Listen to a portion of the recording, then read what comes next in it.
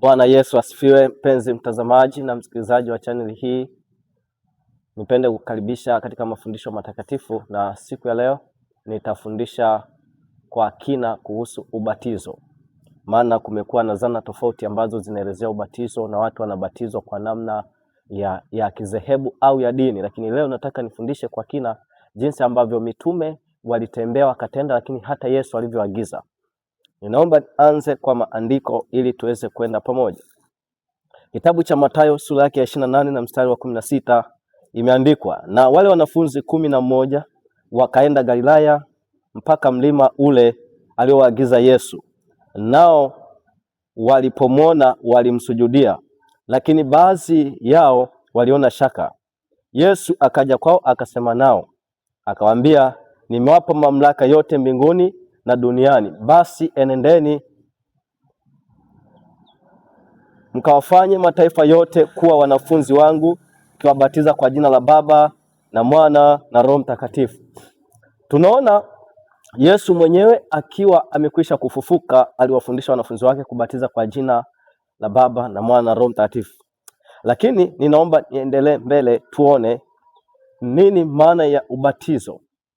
Ubatizo ni tendo la imani ambalo linafisha utu wa kale na kufufua utu mpya katika Kristo.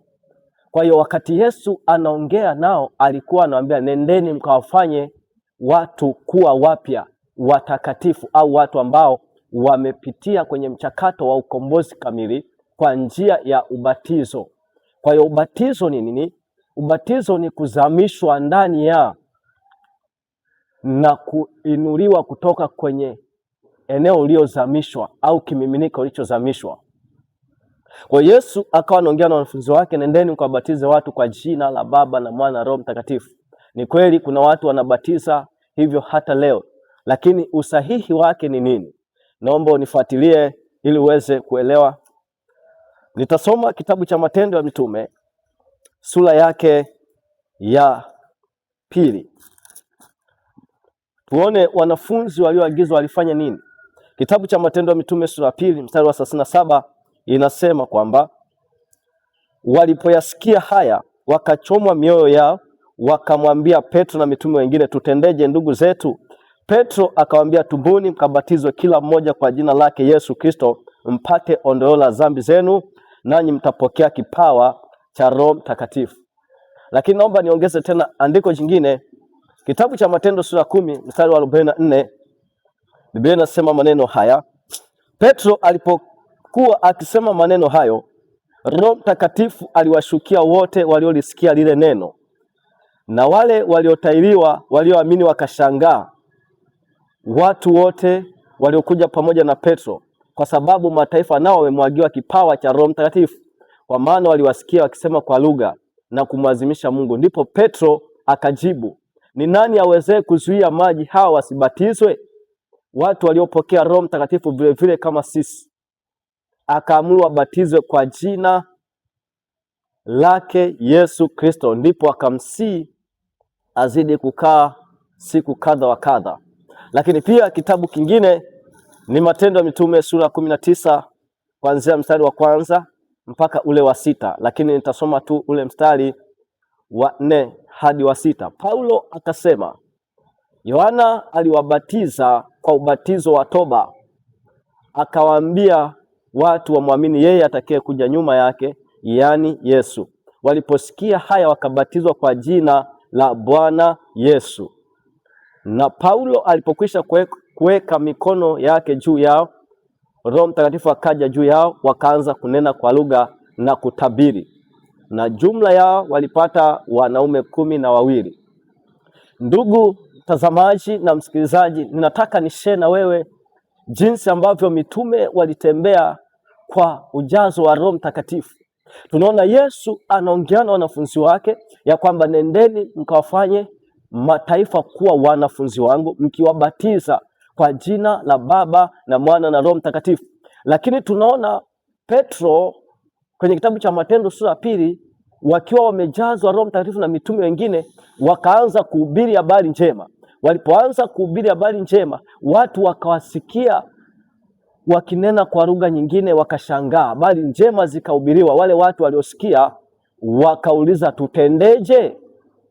Petro akijaa ujasiri na Roho Mtakatifu akamwambia, tubuni mkabatizwe kwa jina lake Yesu Kristo mpate ondoleo la dhambi zenu na mpate kipawa cha Roho Mtakatifu. Lakini tunaona pia haikuishia hapo. Huyu Petro kwenye sura ya 10 mstari wa 44 alikuwa akihubiri mahali. Wakati anahubiri, Roho Mtakatifu akawashukia wale waliokuwa wanasikiliza lile neno. Watu wakaanza kushangaa, mbona hawa sio Wayahudi? Mbona hawa hawamjui Mungu? Mbona hawa hawajaokolewa? Wanawezaje kujazwa Roho Mtakatifu? Petro akiwa amejaa Roho Mtakatifu tena kwa mara nyingine akawaambia, ni nani anayeweza kuzuia maji hawa wasibatizwe? Kwa hiyo Petro akawaamuru wabatizwe kwa jina lake Yesu Kristo. Kwa hiyo nataka nikuonyeshe pia Paulo vivyo hivyo.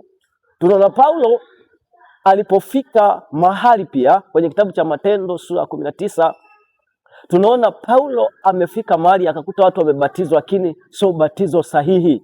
Wamebatizwa, akaamuru wabatizwe kwa jina la Yesu Kristo, na alipoweka mikono juu yao wakapata kupokea kipawa cha Roho Mtakatifu.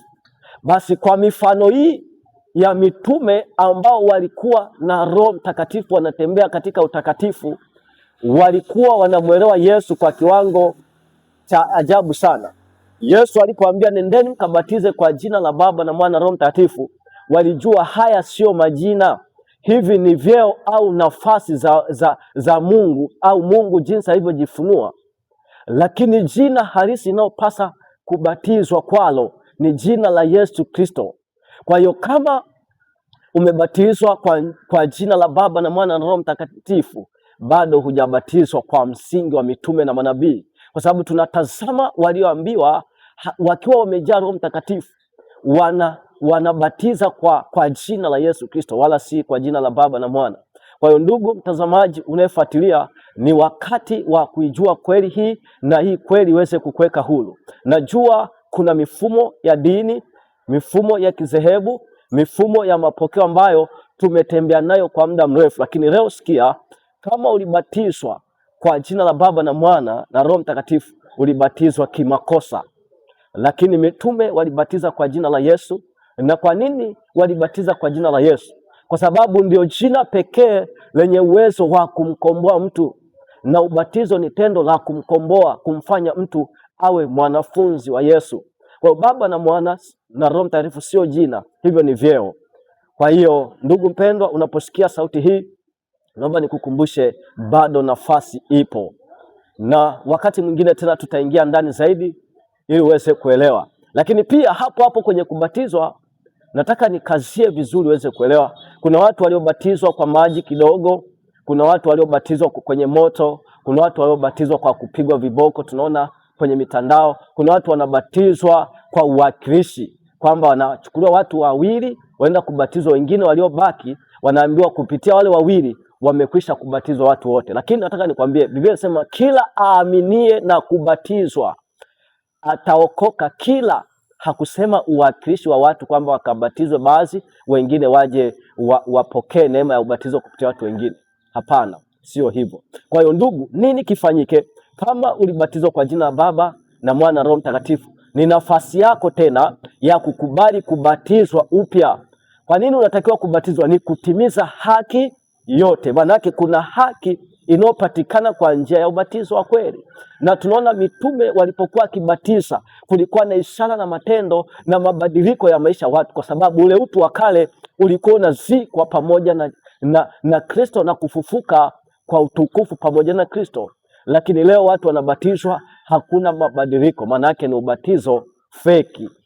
Lakini ubatizo sahihi ni ubatizo kwa jina la Yesu Kristo, kwenye maji mengi na sio kwenye maji kidogo. Mungu awabariki sana. Shalom, shalom. Amen.